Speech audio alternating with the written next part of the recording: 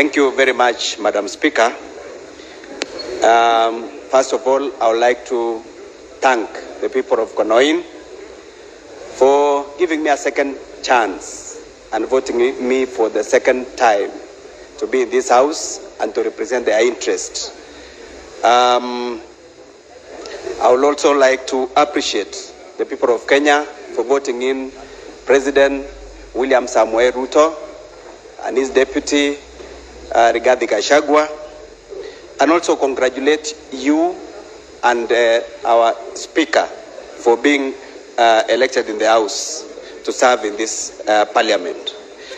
Madam Speaker, in the President's speech, he captured a number of fundamental issues that are in the plan or the Kenya Kwanza Manifesto.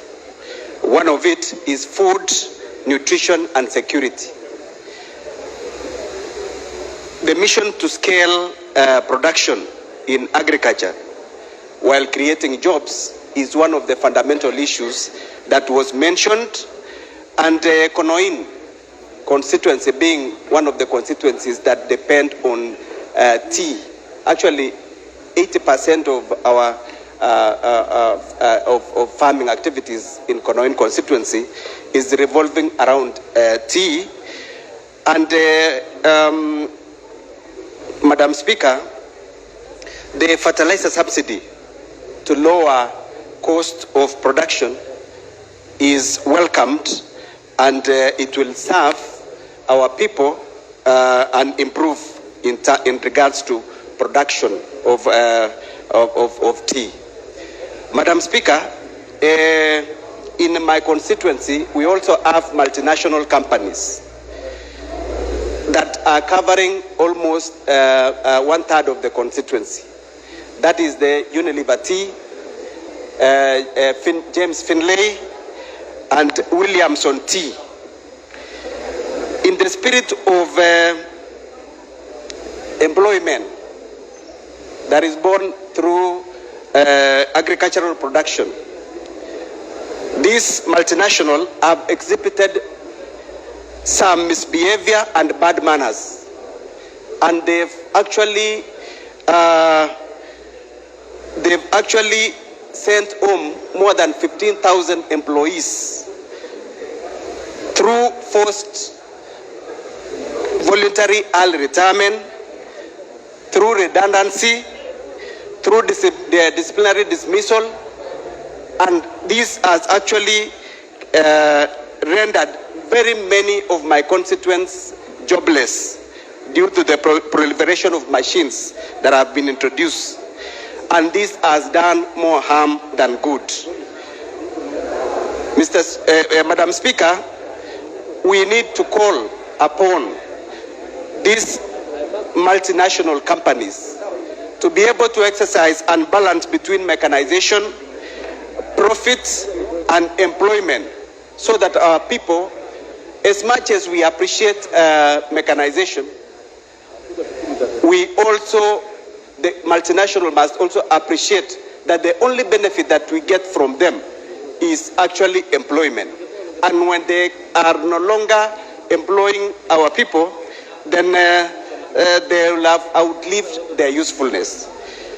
Madam Speaker, I'm calling upon this multinational to rethink in the lines of balancing between mechanization, profit, and employment, so that we can get as many people as possible employed in the multinational companies. Madam Speaker,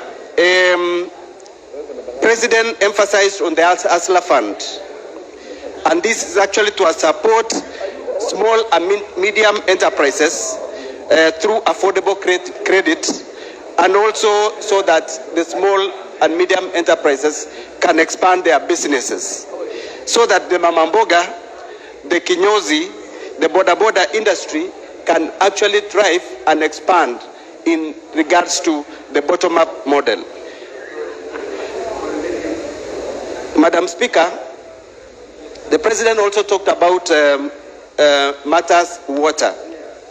And he talked about raising target of access to water from the current 60% to 80%. In my constituency, there was a water project called Boster Water Project. And this water project was to serve 5 constituencies. 4 constituencies in Bomet and 1 constituency in Kericho County. So far, the project has been funded by Chinese Exim Bank. But the previous regime sabotaged this project for political reason. In the spirit of raising the target of water from 60 to 80%, we hope and we pray and we beseech this government to actually jumpstart this particular project, because the money is still lying in the treasury, so that this project, Boster Water Project, can start as quick as possible, so that we can get access to clean running tap water. Madam Speaker, there is the NHIF, which the President spoke about, and this actually NHIF should be restructured to enable it to become fit for the purpose of social insurance scheme that caters for all, including the chronic illnesses. Madam Speaker, this NHIF should cater for terminal diseases like cancer, as this disease has actually drained many families from the resources. Many families have sold their land and property to pay for hospital bills. And since this government of Kenya Kwanza has promised to align and restructure the NHIF, we are really appreciating it, and we say that is a plausible initiative. Madam Speaker, the President also talked about the NGCDF. And he said NGCDF should be aligned to the Constitution, and because it has impacted a lot in our societies. The bursaries that we give to the orphans, the vulnerable in the society, has actually helped them to achieve their goals. Thank you so much, Madam Speaker. God bless Kenya. Thank you. Member for Nandi County.